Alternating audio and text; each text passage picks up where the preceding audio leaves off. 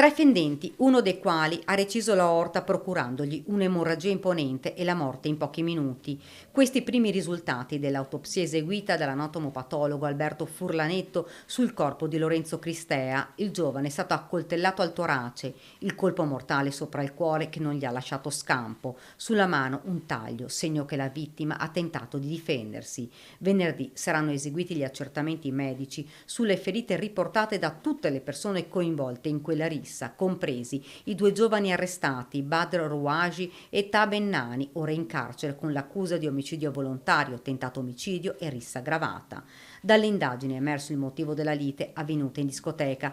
Tutto sarebbe nato da una spinta avvenuta nel privé del locale fra un amico di Lorenzo ed uno dei due arrestati.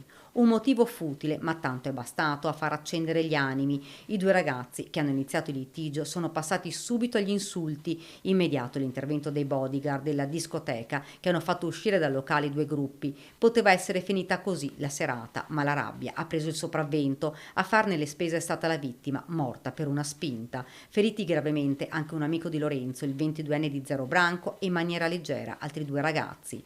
Intanto continuano le indagini dei carabinieri per definire l'esatta dinamica dell'omicidio. Sequestrati due coltelli, il primo con tracce di sangue, quasi sicuramente una delle armi utilizzate per colpire i giovani, e un altro recuperato qualche giorno dopo senza alcuna traccia ematica, ora sotto la lente di ingrandimento del RIS di Parma, sul quale ci sono forti dubbi che possa essere stato nelle mani dei contendenti.